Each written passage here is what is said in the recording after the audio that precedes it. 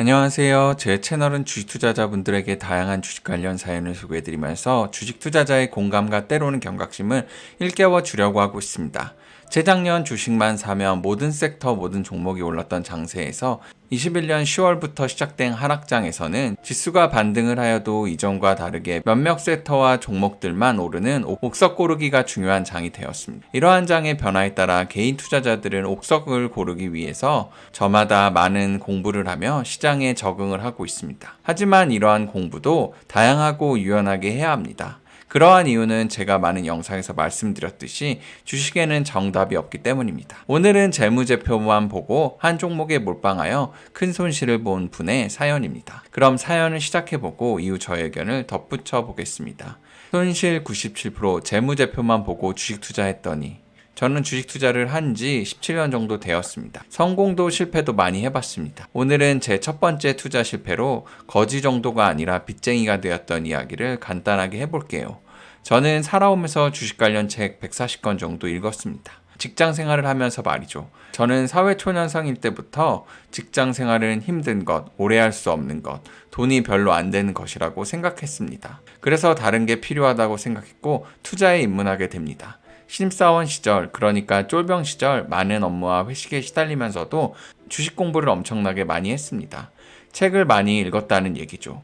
지금 생각하면 책을 읽으면서 투자 동아리에 들어가서 선배들 얘기도 들었어야 했다는 생각이 많이 듭니다. 지금이야 시중에 나와 있는 주식 관련 책들을 보면 좋은 책인지 그냥 팔기 위한 책인지 몇 페이지만 보면 구별을 합니다. 사실 시중에 나와 있는 주식책들은 고전이 않으면 거의 다 팔기 위함이 목적이고 차트 얘기 다른 책을 베끼거나 혹은 개인 투자담이나 늘어놓는 책들이 대부분입니다. 제가 어릴 때 양서를 구별하지 못하고 그냥 다독을 했었습니다. 제가 주식 투자를 처음 시작했을 때 그러니까 2000년대 중반에는 한참 외국 고전들이 번역되어 나오거나 증권사에서 혹은 개인이 책을 발간하기 시작하던 때였습니다. 제 눈에 꽂혔던 책들은 다행히 차트나 어설픈 투자담을 얘기하는 증권사나 개인이 출판한 책은 아니었습니다. 가치 투자 책들에 완전 꽂혔습니다. 다행 아니었냐고요? 아니었습니다. 그 시절 가치 투자 책들은 회사의 재무제표가 좋아야 한다는 얘기를 왜 그렇게 많이 했는지 모르겠습니다. 90년대까지 좋은 주식책이 거의 나오지 않았고 2000년대 중반은 주식시장이 좋아지면서 많은 주식책들이 나오기 시작했던 때였습니다. 이 시절 가치 투자 책들은 좋은 재무제표를 보여주는 회사에 대한 얘기를 많이 했습니다. 워렌 버핏에 관한 책이 몇십 권 되지요. 그러나 그가 주식 투자에 대해 직접 쓴 책은 없습니다. 모두 그의 지인들이나 전문 글쟁이들이 그를 지켜보거나 혹은 그에 관해 상상해서 쓴 책들입니다. 재무제표 중요하지요. 회사의 업력을 보여줍니다. 하지만 누군가가 재무제표가 좋았던 회사였든 나빴던 회사였든 특정 회사의 주식을 샀을 때 이후 주식 가격의 움직임은 앞으로 그러니까 미래의 회사가 어떻게 될지를 가장 중요시합니다. 이게 거의 전부입니다. 제가 주식 공부를 시작하고 몇 년 후에 회사 다니면서 모은 돈 전부와 은행에서 신용대출까지 받은 돈까지 해서 한 종목에 투자를 했습니다. 한 종목에 몰아넣은 것부터 실수였죠. 당시 가치 투자 책들이 자주 얘기했던 ROE가 매년 15% 이상 되는 회사가 좋다. EPS 성장률은 어느 정도면 좋다. 유동 비율은 이 정도 이상은 돼야 안정적이다. 그런 종목이었습니다. 제가 재무제표에 너무 빠져있을 때였습니다. 이 회사는 금융위기를 맞으면서 파산 절차를 밟습니다. 체력도 좀 약했고 팔로가 막히고 회사 경영이 너무 어려워졌으며 또 재무제표에 드러나지 않는 외환 파생금융상품에 가입하고 있었습니다. 경영진들은 자기 살 길을 찾아다녔고 몇 년간 주식은 거래정지 상태로 있다가 결국 다른 회사의 헐값으로 매각됩니다. 저는 97% 정도의 손실을 확정했고 은행빚을 떠 안았습니다. 세월이 많이 흘렀어도 당시의 기분은 생생하게 기억납니다. 요즘 발간되는 주식책들은 그래도 많이 진보한 것 같습니다. 회사의 발전 가능성도 많이 언급하고 있습니다. 재무제표는 회사의 이력을 보여줍니다. 주가도 그에 맞춰 형성되어 있습니다. 이 회사는 지금까지 이익이 괜찮았네. 주식을 사도 되겠다 라고 생각된다면 반드시 회사의 미래를 고민해 보시기 바랍니다. 회사가 앞으로 잘 돼야 주가가 유지되거나 오를 수 있습니다. 사업 자체가 계속 수요가 있는지, 회사 사업이 시장에서 어느 정도 독점력이 있는지, 전망 좋은 사업이라도 그 정도 기술력으로 심한 경쟁을 버틸 수 있는지 등 회사의 미래에 대해 분석하십시오. 회사의 미래는 주식 투자로 성공하느냐 마느냐의 최우선 포인트입니다. 어떠셨나요? 참 주식이라는 게 어렵죠.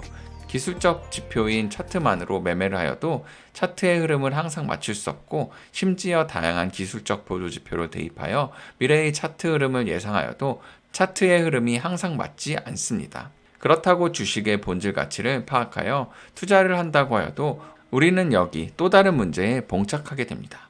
바로 본질 가치가 어떤 것이냐라는 물음입니다. 과연 주식의 본질 가치는 무엇일까요?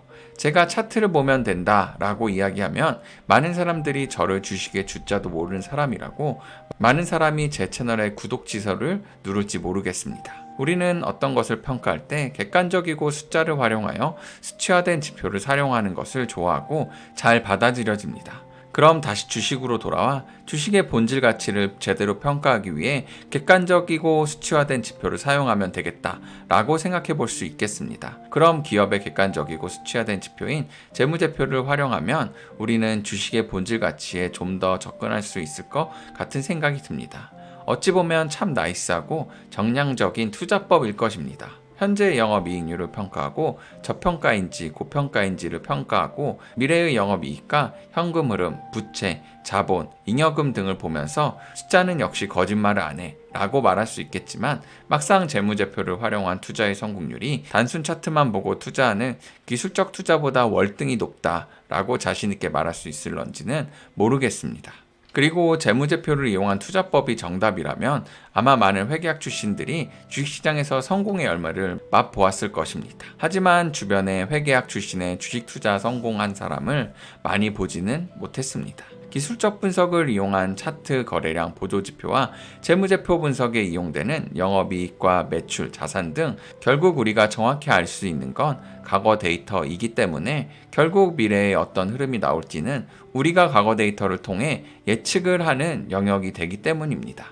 물론 시장의 모든 사람이 같은 분석법을 사용한다면 모두가 해당 종목을 좋게 보거나 나쁘게 보아서 그 분석법대로 미래도 흘러가겠지만, 우리는 시장에 참여하는 수많은 주체들, 기관, 외인들, 그리고 개인까지 모두 다 저마다의 뷰로 시장을 보고 종목을 봅니다. 결국 완벽한 분석은 있을 수 있겠지만 그 분석으로 종목의 흐름을 완전히 맞출 수 없기 때문에 우리는 분할 매수와 여러 개의 포트폴리오를 구성해야 합니다. 이분도 투자 실패의 메인 요인은 재무제표의 분석이 틀린 것보다는 한 종목의 몰빵으로 인해 되돌릴 수 없는 상황이 된 것 같습니다. 제가 시장에 얻은 경험과 주변의 투자자로서 어느 정도 이익을 본 사람들을 보면 결국 자신만의 분석으로, 그 분석이 기술적 분석이든 회사의 미래 분석이든 혹은 재무 분석이든 상관없이 자신만의 포트폴리오를 구성해서 최대한 승률을 높게 가져가는 것이 투자 승리의 요인 같습니다. 오늘 저의 이야기가 투자에 많은 도움이 되셨으면 하고요. 다양한 사연, 자신의 투자 관점에 대해 여러 사람과 공유하고 싶으신 분은 블로그, 메일 혹은 연락처를 채널 정보 탭에 있는 메일로 보내주시면 영상 제작해서 많은 분과 공유하겠습니다. 영상을 보시고 도움이 되셨다면 구독과 좋아요 눌러주시고 다양한 의견 남겨주세요. 그럼 감사합니다.